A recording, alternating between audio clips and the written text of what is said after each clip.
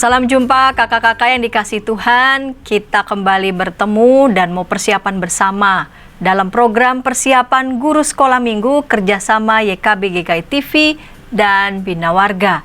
Bersama dengan kita boleh akan memberikan inspirasi, ada Kak Pendeta Hendra, ada Kak Windy, Kak Deborah, dan Kak Purnawan. Dan sebelum kita sama-sama persiapan, kita mau buka dulu dalam doa. Mari kita berdoa.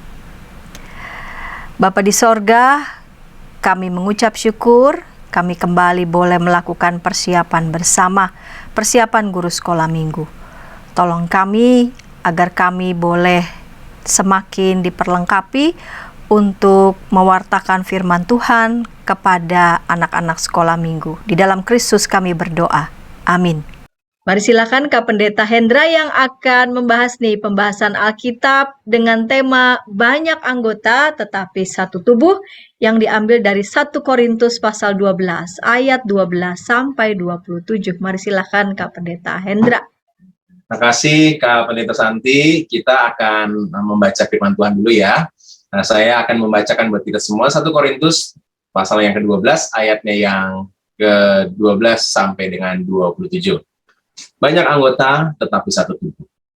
Karena sama seperti tubuh itu satu, dan anggota-anggotanya banyak, dan segala anggota itu sekalipun banyak merupakan satu tubuh. Demikian pula Kristus. Sebab dalam satu roh kita semua, baik orang Yahudi maupun orang Yunani, baik budak maupun orang merdeka, telah dibaptis menjadi satu tubuh, dan kita semua diberi minum dari satu roh. Karena tubuh juga tidak terdiri dari satu anggota, tetapi atas banyak anggota. Andai kata kaki berkata, karena aku bukan tangan, aku tidak termasuk tubuh, jadi benarkah ia tidak termasuk tubuh? Dan andai kata telinga berkata, karena aku bukan mata, aku tidak termasuk tubuh, jadi benarkah ia tidak termasuk tubuh? Andai kata tubuh seluruhnya adalah mata, di manakah pendengaran? Andai kata seluruhnya adalah telinga, di manakah penciuman? Tetapi Allah telah memberikan kepada anggota masing-masing secara khusus suatu tempat pada tubuh, seperti yang dikehendakinya. Andai kata semuanya adalah satu anggota, di manakah tubuh? Memang ada banyak anggota, tetapi hanya satu tubuh. Jadi mata tidak dapat berkata kepada tangan, aku tidak membutuhkan engkau. Dan kepada kepala tidak dapat berkata kepada kaki, aku tidak membutuhkan engkau. Malahan justru anggota-anggota tubuh yang nampaknya paling lemah, yang paling dibutuhkan. Dan kepada anggota-anggota tubuh yang merupakan menurut pemandangan kita kurang terhormat, kita berikan penghormatan khusus. Dan terhadap anggota-anggota kita yang tidak elok, kita berikan perhatian khusus. Hal itu tidak dibutuhkan oleh anggota-anggota kita yang lain. Hal itu tidak dibutuhkan oleh anggota-anggota kita yang elok. Allah telah menyusun tubuh kita begitu rupa, sehingga kepada anggota-anggota yang tidak mulia diberikan penghormatan khusus, supaya jangan terjadi perpecahan dalam tubuh, tapi supaya anggota-anggota yang berbeda itu saling memperhatikan. Karena itu jika satu anggota menderita, semua anggota turut menderita. Jika satu anggota dihormati, semua anggota turut bersukacita. Kamu semua adalah tubuh Kristus, dan kamu masing-masing adalah anggotanya. Demikianlah bacaan firman Tuhan. Kita akan membahas bagian ini sesuai dengan tema yang Lembaga Alkitab Indonesia berikan, yaitu banyak anggota tetapi satu tubuh. Kakak-kakak yang terkasih, ini adalah bagian dari surat Korintus, ya, surat Rasul Paulus kepada jemaat di Korintus. Dan ini penting sekali kita sadari bahwa Korintus itu kota yang khusus sekali, kota yang besar, dan kalau kita melihat di peta, maka kita akan menemukan Korintus itu ada di satu wilayah yang penting sekali dalam masa itu dan sampai masa ini, ya. Rekan-rekan kita bisa melihat bahwa ia ada di satu tempat di lautan, di pinggir lautan, di sebuah teluk, ya. Dan kalau kita melihat ada satu hal yang kecil di sini, itu adalah Korintus Kanal. Dan kanal ini memang baru dikerjakan di 1800-an, tetapi kanal ini menjadi sangat penting ya. Kenapa? Karena sejak abad pertama, Korintus sudah dipandang sebagai kota pelabuhan yang besar dan penting untuk diperebutkan. Pada Perang Dunia Pertama juga terjadi proses itu ya. Salah satunya adalah karena ada kanal yang bisa menghubungkan, memotong lalu lintas laut itu jauh lebih pendek karena lewatin kanal ini. Jadi ini adalah kota yang sangat penting dan banyak orang-orang ada di sana. Tentu sebagai kota yang penting, kota yang besar pada saat itu, banyak sekali orang-orang datang dari berbagai budaya ada di sana. Dan Rasul Paulus menginjili di sana dan membangun sebuah jemaat Tuhan di sana, dan itu membuat kehidupan jemaat Korintus diwarnai juga oleh banyak sekali orang-orang ya dari berbagai latar. Ada Yunani, Yahudi, ada punya tradisi kehidupan agama yang kuat seperti orang-orang Yahudi, tetapi juga ada dari komunitas-komunitas lain. Nah, dalam teks kita ini Rasul Paulus menegaskan soal kesatuan. Nah, berarti ada sebuah perpecahan di dalamnya. Jadi tubuh Kristus yang satu itu ternyata ada perpecahan, dan perpecahan itu diwarnai dengan beberapa hal sebenarnya. Yang pertama adalah pengagungan atas pemimpin. Jadi ada keributan di jemaat itu soal para pengikutnya Apolos, para pengikutnya Petrus, dan juga Paulus sendiri. Ya. Lalu selain itu juga ada pandangan kemerdekaan akan Kristus ya, dalam Kristus yang membuat mereka hidup seenaknya. Ada yang terlibat dalam seks bebas, ya, ada kehidupan yang nggak baik. Mereka merasa sudah dimerdekakan oleh Kristus, sudah selesai begitu ya. Itu jadi problem banget dalam jemaat Korintus pada saat itu. Juga soal makanan bekas persembahan berhala.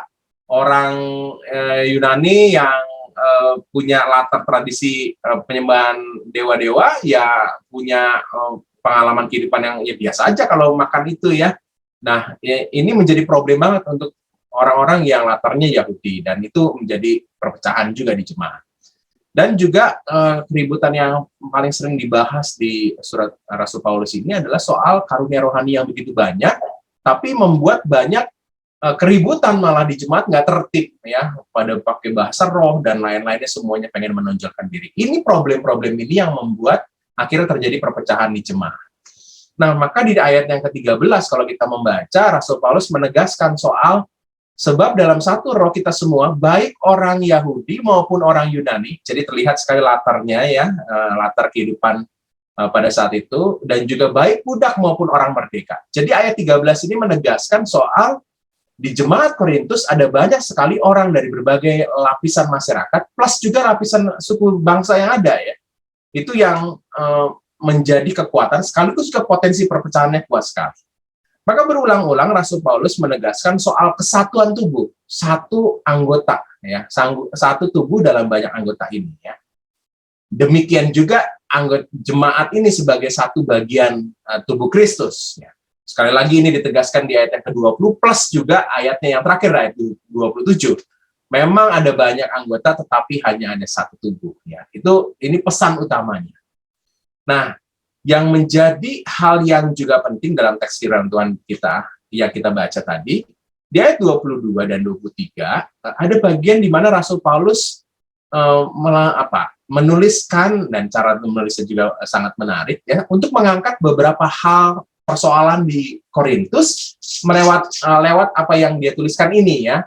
Jadi ada banyak jemaat Korintus yang memiliki pandangan lemah dan kuat gitu ya. Ini ada orang-orang yang lemah dalam iman, yang nggak mau makan hasil persembahan, makanan bekas persembahan berhala itu.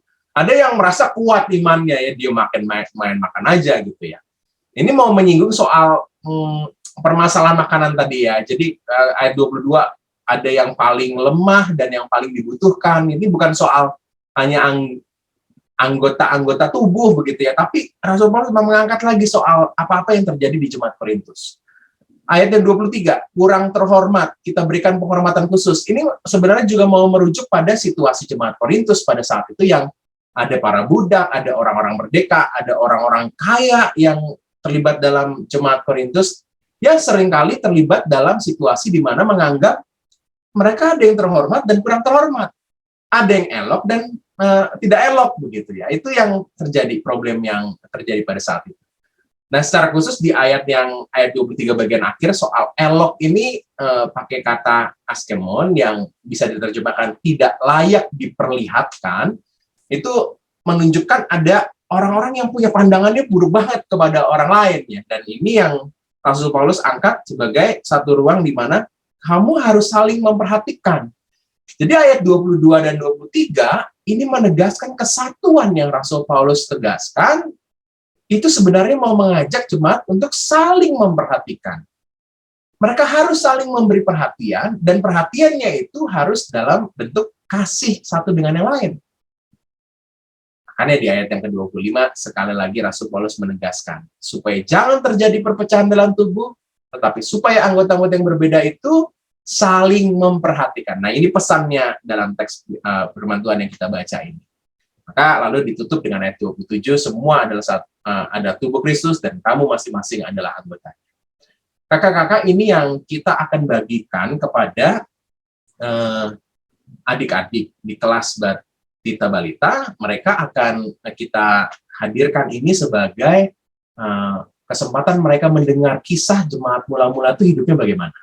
Tapi ke kelas besar dan kelas kecil dan kelas besar, kita mau ajak mereka bukan hanya tahu kisah tentang kehidupan jemaat mula-mula, tetapi juga mereka harusnya punya kesatuan, ya, kesatuan untuk saling memperhatikan bahwa kita ini adalah satu tubuh di dalam Kristus, maka kita harus punya kasih kepedulian kepada orang lain yang berbeda, yang punya pandangan lain, yang mungkin nggak baik pada relasinya, suka jahat, begitu. Buat anak-anak banyak teman-teman yang nggak begitu baik, begitu. Tapi kita harus saling peduli karena mereka juga adalah anggota tubuh Kristus. Demikian yang saya bisa ajak kakak-kakak untuk menggali dan menangkap pesan firman Tuhan di teks yang kita bahas tentang banyak anggota tetapi satu tubuh. Saya kembalikan ke Pendeta Santi. Terima kasih Kak Pendeta Hendra untuk pembahasan Alkitab yang baik ya. Jadi memang begitu sangat beragam. Lalu kemudian dalam kepelbagaian itu mesti mereka olah. Kesatuan itu menjadi yang utama dalam kepelbagaian. Kita mau mendengarkan Kak Windy yang akan menyampaikan ide-ide kreatif untuk menyampaikan tema berdasarkan bacaan Alkitab 1 Korintus 12 ayat 12 sampai 27 kepada anak-anak kelas Batita dan Balita. Namun sebelumnya kita dengarkan pesan-pesan berikut ini.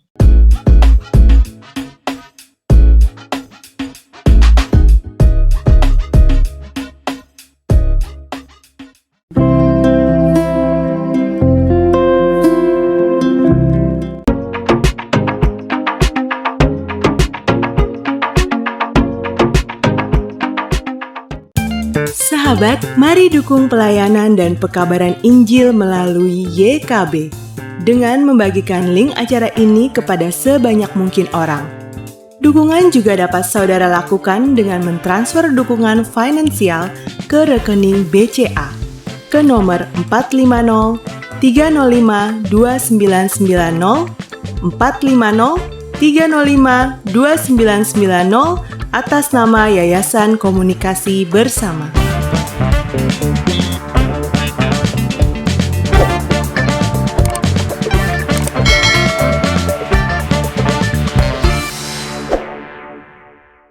Kakak-kakak, kita jumpa dalam program persiapan guru sekolah minggu dengan tema banyak anggota tetapi satu tubuh dari bahan bacaan 1 Korintus 12 ayat 12 sampai 27. Tadi kita sudah mendengar Kak Pendeta Hendra menyampaikan bahasan Alkitab dan kita mau mendengarkan Kak Windy yang akan menginspirasi kakak-kakak secara khusus yang akan mengajar untuk anak-anak di kelas Batita Balita. Mari silakan Kak Windy. Halo kakak-kakak, senang sekali hari ini kita bisa ketemu lagi dalam persiapan guru sekolah minggu.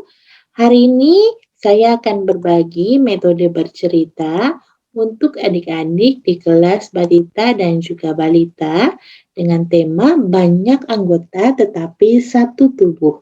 Tujuannya adalah anak mengetahui bahwa Tuhan adalah kepala gereja dan kita adalah anggotanya. Untuk memulai kelas bercerita, saat bercerita kita bisa mengajak adik-adik untuk bermain sejenak. Jadi sebelum cerita, kita mau ajak adik-adik bermain. Bermain tebak anggota tubuh. Jadi kita akan tampilkan gambar, lalu minta adik-adik sebut itu anggota tubuh apa. Seperti ini. Nah, adik-adik ini apa? Mata. Nah, biarkan mereka menjawab. Lalu ini apa? Hidung. Lalu ini apa? Mulut. Ini apa? Kaki. Ini apa? Lutut. Lalu ini apa? Kepala. Bisa juga setelah mereka menyebutkan ini apa? Kepala. Coba pegang kepalanya. Nah, kita ajak mereka untuk memegangnya. Ini apa? Telinga. Coba pegang telinganya. Lalu ini apa? Ini jari tangan. Coba pegang jari adik-adik. Lalu selanjutnya ini apa? Tangan, dan ini telapak kaki. Lalu kemudian kita bisa mengajak adik-adik untuk juga melihat bahwa ternyata adik-adik kita memiliki banyak sekali anggota tubuh. Mulai dari anggota tubuh yang kecil sampai anggota tubuh yang besar dan anggota tubuh yang jumlahnya hanya satu. Seperti apa? Hidung dan mulut kita yang hanya satu. Lalu ada juga anggota tubuh yang ada dua, seperti apa? Telinga, mata, dan seperti jari yang ada banyak. Coba hitung jari adik-adik ada berapa. Ajak mereka untuk menghitung jari yang mereka miliki. Lalu kemudian ungkapkan lagi bahwa ternyata ada banyak sekali anggota tubuh di dalam tubuh yang kita miliki. Nah, adik-adik, gambaran anggota tubuh ini diungkapkan oleh Paulus seperti para pengikut Tuhan Yesus. Loh, kok gitu? Paulus menggambarkan para pengikut Tuhan Yesus itu seperti anggota tubuh. Ada yang wanita, ada yang pria, ada yang besar, ada yang kecil, ada yang rambutnya panjang, ada yang rambutnya pendek. Nah, sekarang adik-adik, ayo kita lihat di gereja kita. Ada banyak sekali loh anggota tubuh. Coba, contohnya adalah ada anggota yang masih kecil seperti adik-adik kita. Masih bayi nih. Ada juga anggota yang seperti kita, masih anak-anak, masih suka sekolah minggu. Lalu ada juga yang seperti kakak-kakak kita, sudah besar, ada di kelas besar, ada di kelas remaja, ada di pemuda, dan ada juga yang sudah dewasa, seperti papa mama atau opa oma kita. Anggota di gereja ada yang sudah besar dan ada yang masih kecil. Nah, adik-adik, gambaran inilah yang diungkapkan oleh Paulus bahwa kita ini adalah anggota-anggota tubuh. Ada yang kecil, ada yang besar. Nah, kalau para pengikut Tuhan Yesus itu seperti anggota tubuh, maka menurut adik-adik siapa ya yang jadi kepalanya? Apakah Kak Windy? Apakah kakak ini, kakak itu? Atau apakah adik si A, si B? Atau kakak-kakak boleh tanya lagi. Siapa ya yang jadi kepalanya? Yang jadi kepalanya adalah Tuhan Yesus. Tuhan Yesus adalah kepala dari semua anggota tubuh. Nah, adik-adik, Tuhan Yesus, sang kepala gereja, memberikan kemampuan yang berbeda-beda kepada setiap anggotanya. Kalau kepada tubuh, Tuhan Yesus memberikan kemampuan kepada mata untuk dapat melihat. Untuk telinga dapat mendengar.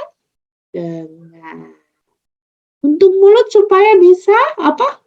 makan ya, bisa makan dan juga bisa berbicara.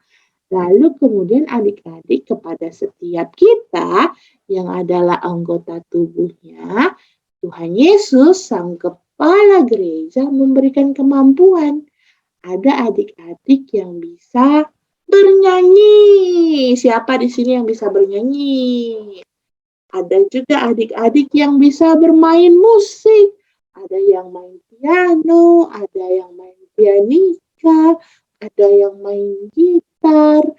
Lalu ada juga kemampuan kepada anak-anak yang bisa berdoa, yang suka memimpin kita berdoa. Nah, ada juga Tuhan Yesus memberikan kemampuan kepada kakak-kakak untuk dapat bercerita tentang firman Tuhan. Nah, coba sekarang kita lihat, kita ingat, kemampuan apa ya yang Tuhan Yesus berikan kepada kita? Nah, kakak-kakak boleh menggali. Misalnya adik-adik, loh kamu kan pintar nyanyi, suara kamu bagus, dan kalau kamu nyanyi, kamu semangat. Nah, kamu kan bisa bawa pimpin doa, pimpin doa tutup, atau doa persembahan. Kamu waktu sekolah minggu bisa bawakan persembahan loh. Nah, kakak-kakak bisa mengungkapkan hal demikian. Lalu kemudian adik-adik, apapun yang kita lakukan, baiklah kita melakukannya dengan semangat dan juga dengan sukacita. Karena apa yang kita lakukan adalah untuk siapa? Untuk Tuhan Yesus Sang Kepala Gereja. Ini bisa diulangi sekali lagi ya kakak-kakak. Untuk siapa? Untuk Tuhan Yesus Sang Kepala Gereja. Karena kita ini adalah anggotanya. Kira-kira demikian kakak-kakak cerita yang bisa disampaikan untuk adik-adik di kelas Batita dan Balita. Kiranya Tuhan menolong kakak-kakak dalam melakukan persiapan. Terima kasih Kak Windy untuk ide-ide di kelas Batita Balita. Kita mau menuju Kak Deborah yang sudah bersiap untuk menyampaikan ide-ide kreatif untuk kelas kecil. Namun sebelumnya kita dengarkan pesan-pesan berikut ini.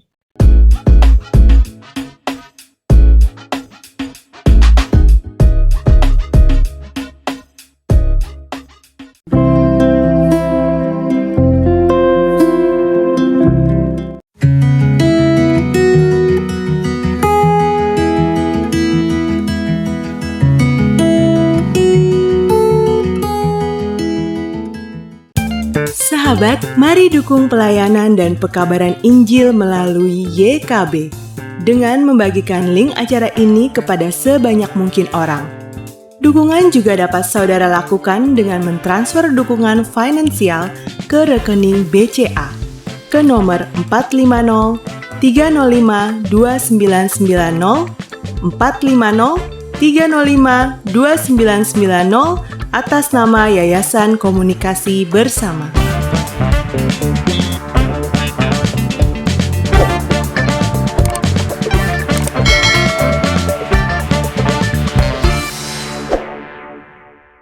Kakak-kakak, dalam program persiapan guru sekolah minggu pada episode kali ini kita mempersiapkan bahan ajar dengan tema banyak anggota tetapi satu tubuh dengan mengambil bahan bacaan Alkitab dari 1 Korintus 12 ayat 12 sampai 27 dan sudah bersiap Kak Deborah di kelas kecil. Mari silakan Kak Deborah. Baik teman-teman, saat ini saya akan memberi masukan untuk bercerita di kelas kecil, begitu ya. Saya share screen terlebih dahulu. Oke, baik. Jadi untuk temanya itu banyak anggota tetapi satu tubuh. Itu untuk kelas 1 sampai 3 SD ya, kelas kecil diambil dari kitab 1 Korintus 12 ayat 12 sampai 27. Baik, kita lihat ya tujuannya. Anak mau saling memperhatikan satu sama lain sebagai anggota tubuh Kristus dengan Tuhan sebagai kepala raja. Oke, baik, di sini saya akan mengusulkan dua metode menyampaikan cerita gitu ya. Yang satu bisa dipakai waktu onsite, yang satu bisa digunakan online gitu. Ya, ini yang onsite. Onsite itu adalah puzzle dalam amplop. Jadi nanti kita akan membuat puzzle. Puzzle-nya itu gambarnya gambar Tuhan Yesus. Ini contoh saja ya teman-teman. Cari gambar Tuhan Yesus. Kalau misalnya gambarnya sebenarnya di print lebih besar gitu ya, seukuran koran itu jauh lebih bagus. Karena nanti potongan-potongannya itu lebih besar, nggak kecil-kecil gitu ya. Tapi kalau misalnya ternyata HVS sebesar HVS gitu ya, kertas-kertas itu juga nggak masalah. Nah, kenapa Tuhan Yesus? Karena nanti mereka akan menyusun Tuhan Yesus endingnya ini sebagai kepala raja gitu ya. Goalnya tuh adalah membentuk gambar Tuhan Yesus. Tetapi nanti gambar Tuhan Yesus ini dibagi 3. Jadi disesuaikan aja, bisa dibagi 3, 4, atau 5 sesuai dengan jumlah anak di kelas, dan diperhitungkan juga bahwa kalau misalnya satu kelompok kebanyakan nanti ada yang nggak kerja gitu ya, maksudnya ada yang nggak berpartisipasi. Jadi membagi kelompok pun diperhitungkan jumlah anak, kira-kira nih anak nanti semuanya akan berpartisipasi, ikut berpartisipasi gitu ya. Nah, ini saya contohnya dibagi 3. Jadi ini bagian potongan atas, potongan kedua, dan potongan paling bawah ketiga. Nah, setiap potongan nanti akan dipotong lagi. Potong bebas aja pakai gunting atau digaris-garis dulu dengan dengan penggaris, lalu dipotong-potong gitu ya, berbentuk puzzle. Nah, kemudian ini kan karena tadi 3 nih ya, 3 potongan. Nah, 3 potongan itu masing-masing potongan 1, 2, dan 3 ditempatkan di amplop ya, amplop 1, amplop 2, dan amplop 3 seperti itu. Tapi nanti keluarkan satu piece, misalnya yang warna biru nih, misalnya yang biru, lalu letakkan di amplop kedua. Kemudian satu piece lagi, misalnya yang warna merah, lalu letakkan di amplop ke-3. Kemudian berikut juga yang warna kuning letakkan di amplop ke-1, seperti itu. Nanti apa yang akan terjadi ya, seperti yang kita tahu ya, mereka mungkin nanti akan kebingungan loh, kok nggak jadi ini, kok nggak bisa puzzle-ku, maksudnya ada satu piece yang keliru, gimana nih? Nanti ketiga kelompok itu pasti akan bertanya gitu ke kakaknya, tapi kita diamkan saja mereka gitu, dengan tujuan apa? Kita mau lihat apakah mereka saling memperhatikan, tidak hanya untuk di kelompok tapi dengan kelompok lain gitu. Ya, biasanya nanti mereka akan saling tukar. Kalau misalnya mereka dalam beberapa menit sudah langsung paham gitu kalau mereka tuh puzzle-nya ada yang nggak cocok harus ditukar di kelompok lain, kita diem aja, maksudnya ayo cari cara seperti itu ya. Tapi kalau misalnya ternyata udah lama mereka masih berkutat di puzzle, mereka bingung sendiri, coba diarahkan ya, bisa diarahkan untuk mereka ke kelompok lain. Coba perhatikan yang lain, jangan hanya perhatikan dirimu sendiri gitu ya, atau kelompokmu sendiri, perhatikan kelompok lain. Nah, di situ mereka nanti akan terjadi pertukaran, yang satu memberi dan juga yang lain menerima, seperti itu.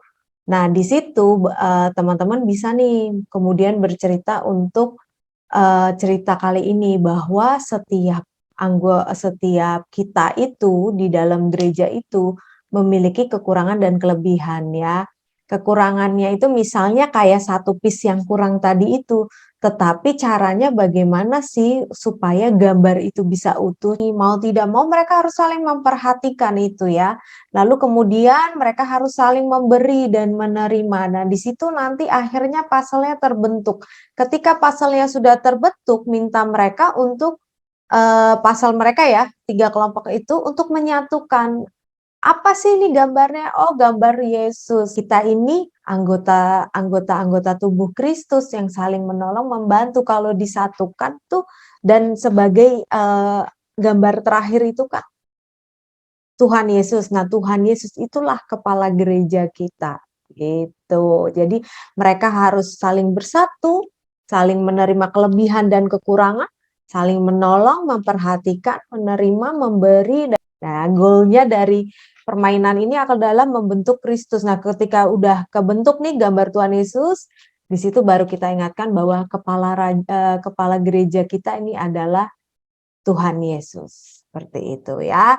Untuk cerita saya serahkan ke teman-teman, tetapi untuk memasuki cerita ya, teman-teman bisa menggunakan game ini.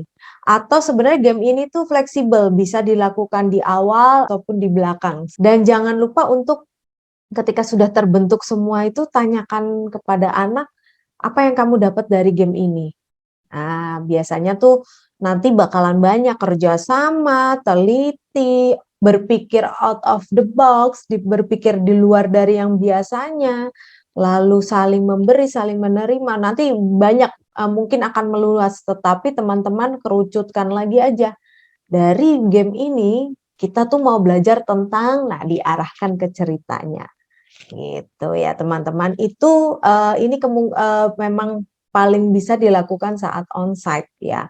Tapi kalau masih online itu ada cara kedua. Cara kedua adalah sebentar ya. Oke baik, jadi kalau yang kedua ini bisa dilakukan di online, ini agak butuh effort ya, jadi butuh usaha dari GSM. GSM bisa minta tolong orang tua atau meminta anak untuk merekam ya, nggak perlu lama-lama, beberapa detik gitu, kegiatan yang mereka lakukan dan itu mereka sukai. Itu bisa mereka hobi, atau dia handal dalam hal itu, expert dalam hal itu, di satu bidang gitu. Misalnya memasak, atau melukis, atau main skateboard, atau menyanyi, menari, vlogging, dan sebagainya. Yang pasti dia suka, dia bisa gitu, melakukan itu gitu ya, dengan baik. Nah, lalu kemudian videonya nanti akan ditayangkan di awal sebelum bercerita, and then ada yang berperan sebagai anak ya dari satu GSM. Nah, dia tuh kayak mikir gitu, si Bobo bisa ini, si Theo bisa ini, si Hendra bisa ini, si Mamat bisa ini gitu ya. Aku bisa apa ya? Gitu. Aku nggak bisa nyanyi tuh, aku nggak bisa. Jadi kayak ngebanding-bandingin gitu ya. Nah, kemudian ada satu GSM lagi yang berperan, "Aku dong, aku bisa begini," gitu misalnya. Nah, nanti ditayangin tuh video yang GSM yang satu yang bilang, "Aku dong, aku bisa begini." Misalnya ternyata dia, bisa, apa namanya, merekam gitu ya. Jadi dia kayak vlogging gitu, jadi vlogger, "Tuh kan, aku bisa, kamu bisanya apa?" Nah, seperti itu. Nah, yang GSM yang, pertama ini yang berperan sebagai anak juga ini, yang dia bingung, dia kayak sedih, "Aku nggak bisa apa-apa, aku nggak punya keahlian apa-apa," misalnya gitu ya. Jadi ada 2 GSM ya, yang satu itu, ngerasa dia nggak bisa apa-apa, yang satu itu dia kayak ngerasa, "Aku bisa ini dong kalau aku, kamu bisa nggak?" Yang kayak gitu.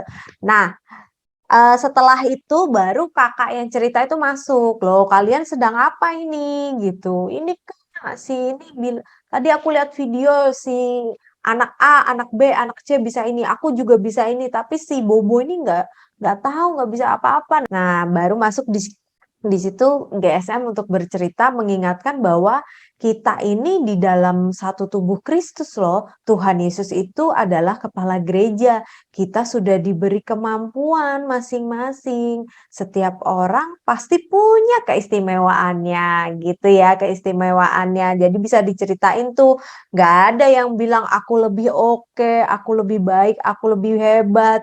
Baru masuk tuh yang perumpamaan, coba badanmu.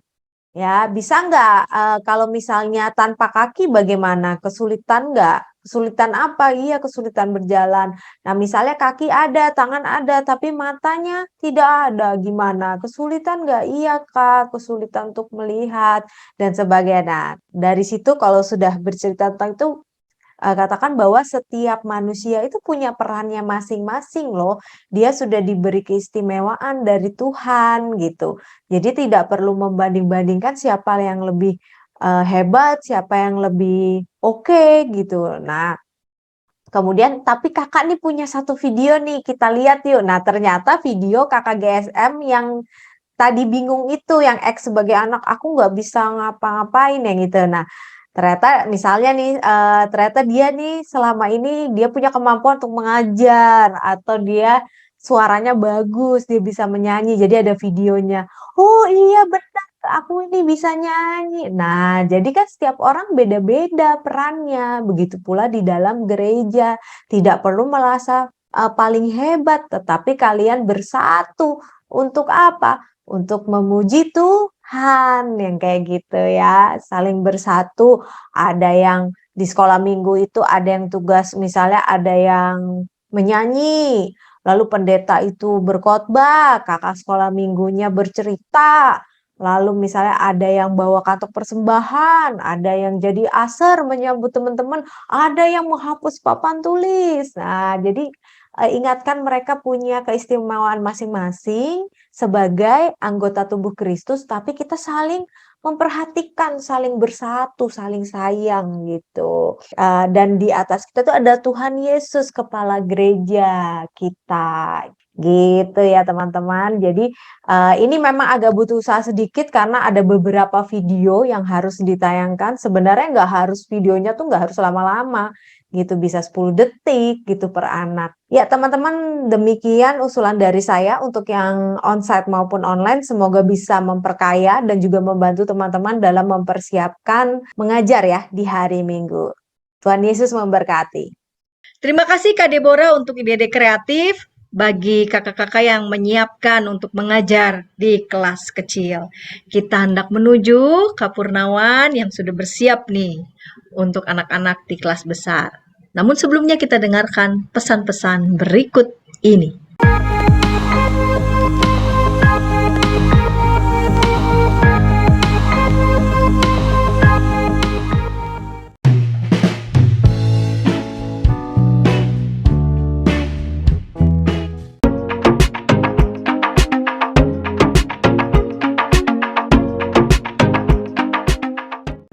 Sahabat, mari dukung pelayanan dan pekabaran Injil melalui YKB dengan membagikan link acara ini kepada sebanyak mungkin orang. Dukungan juga dapat saudara lakukan dengan mentransfer dukungan finansial ke rekening BCA ke nomor 450 305 2990 450 305 2990 atas nama Yayasan Komunikasi Bersama.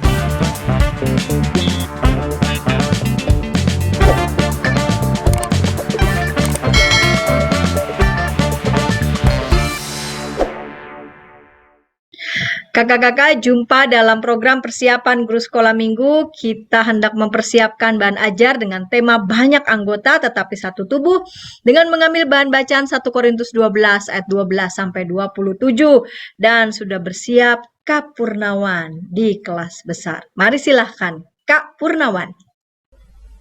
Hai, berjumpa lagi dengan saya Purnawan Kristanto dari Footprints Ministry. Kali ini saya akan memberikan usulan pembelajaran untuk kelas besar. Adapun tujuan pembelajaran khusus untuk kelas besar adalah agar anak mau saling memperhatikan sebagai anggota tubuh Kristus dengan Tuhan sebagai kepala gereja. Nah, kakak-kakak dapat membuka cerita dengan mengajak anak-anak berbaris dari kiri ke kanan. Lalu mereka, anak-anak, menundukkan kepala sambil memejamkan mata.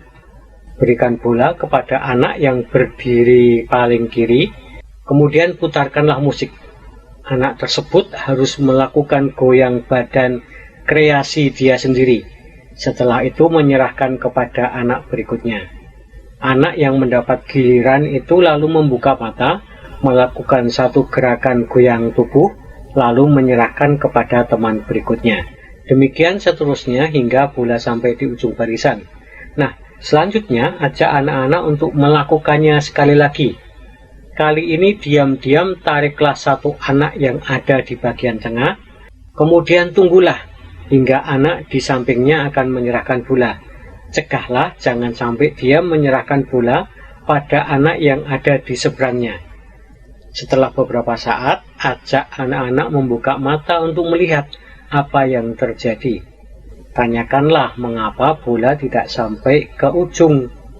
Ya, karena ada satu mata rantai yang hilang. Kemudian kakak dapat masuk ke materi cerita, yaitu bahwa gereja itu bukan gedung. Gereja itu lebih tepat digambarkan sebagai tubuh manusia yang terdiri dari berbagai organ-organ. Nah, untuk ceritanya silahkan lihat video animasi berikut ini. Apa yang kamu bayangkan ketika mendengar kata gereja? Ya, biasanya kita membayangkan bangunan gereja, ya kan? Tapi sebenarnya yang dimaksud gereja itu bukan gedung. Gereja itu lebih tepat digambarkan sebagai tubuh manusia. Di dalam 1 Korintus 12 ayat 12-27, Paulus menggambarkan gereja itu sebagai tubuh manusia yang terdiri dari berbagai organ atau anggota tubuh. Lalu bagaimana hubungan antar organ tubuh itu? Nah, ada ceritanya nih. Begini ceritanya. Pada suatu hari, mata kelihatannya manyun. Dia kok kesel sekali ya? Ada apa yang terjadi? Dia berkata kepada dirinya begini. Hari ini aku kesal sekali. Aku ini melihat makanan yang enak, tapi mulut yang dapat enaknya. Dia yang mengunyah makanan. Lah, hidung juga menimpali begini. Benar sekali, aku juga ikut kesel. Aku yang mencium bau makanan yang sedap, tapi mulut yang keenakan. Tangan langsung menyaut. Apalagi aku. Aku cuma bisa menyentuh makanan itu untuk sesaat. Sebab setelah itu masuk ke dalam mulut. Memang enak ya si mulut itu. Kaki pun tak mau kalah. Lah kalian masih enak guys. Aku sudah capek-capek mengantarkan kalian kepada makanan yang enak itu. Aku nggak dapat apa-apa. Rupanya si mulut mendengar percakapan mereka. Si mulut pun langsung berteriak begini. Hei, kalian salah tuduh. Emangnya kalian saja yang capek? Aku juga capek nih. Nih lihat nih, rahangku sudah capek mengunyah makanan. Lalu semuanya itu buat siapa? Apakah buatku sendiri? Enggak, semuanya itu buat lambung. Coba bayangkan, dia nggak ngapa-ngapain, tapi dia mau terima enaknya saja. Lalu mata berkata, kalau dipikir-pikir benar juga ya. Selama ini lambung kan nggak melakukan apa-apa. Dia nggak ikut kerja keras, tapi dia kerjanya yang paling enak. Bagaimana kalau kita boikot si lambung itu? Wah, mereka setuju. Mereka ingin memberi pelajaran kepada si lambung. Sejak saat itu, bila ada makanan, mereka tidak melakukan tindakan apa-apa. Mereka ingin memberi pelajaran kepada si lambung. Rasain tuh lambung, kata mereka dalam hati. Hari pertama, mereka sudah gemeteran, tapi mereka tetap bertahan. Meskipun si lambung mulai protes, lalu hari kedua mereka sudah lemes. Mereka sudah mulai kehabisan tenaga, tapi mereka tidak mau menyerah. Kita harus memberi pelajaran kepada lambung. Iya, kata mereka, walaupun mereka sudah mulai gemeteran. Lalu pada hari ketiga akhirnya mereka sudah tidak tahan lagi. Mereka akhirnya memberi makan kepada lambung.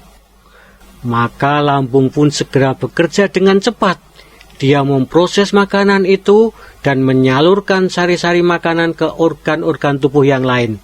Sehingga organ-organ tubuh yang lain menjadi kuat kembali, menjadi segar kembali.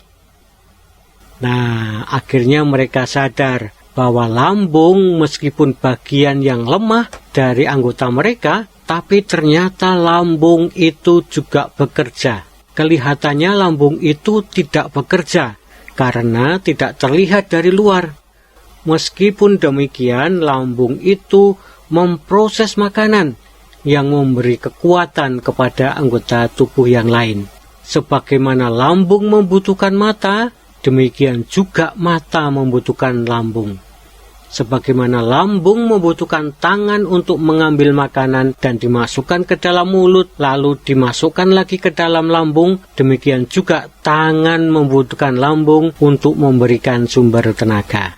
Nah, dari sini kita belajar bagaimana kerjasama antar anggota tubuh itu penting.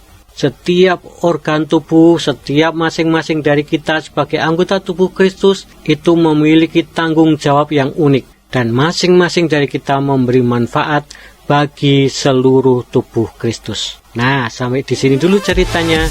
Sampai jumpa.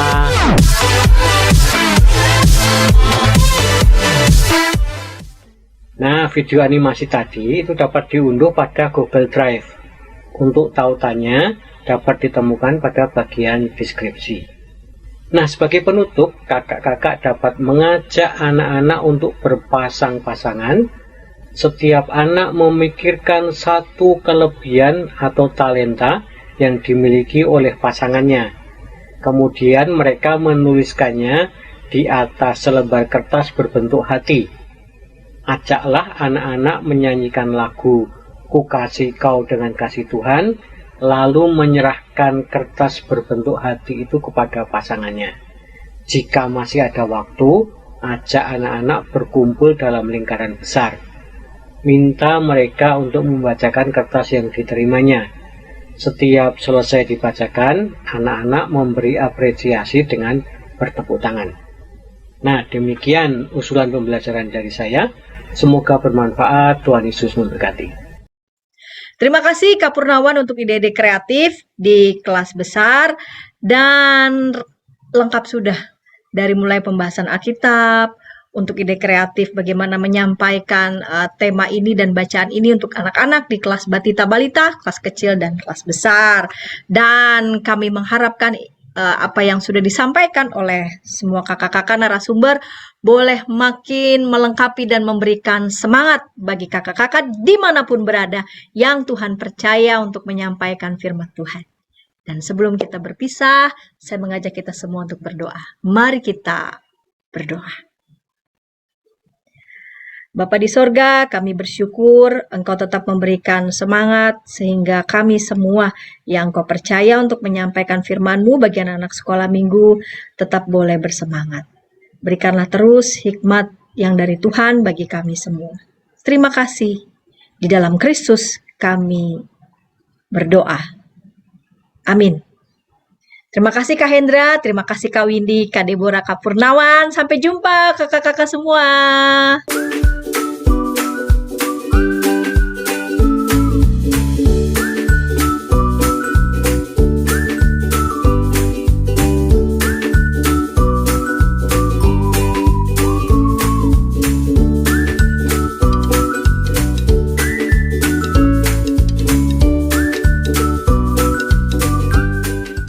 Sahabat, mari dukung pelayanan dan pekabaran Injil melalui YKB dengan membagikan link acara ini kepada sebanyak mungkin orang. Dukungan juga dapat saudara lakukan dengan mentransfer dukungan finansial ke rekening BCA ke nomor 450 305 2990 450 305 2990 atas nama Yayasan Komunikasi Bersama.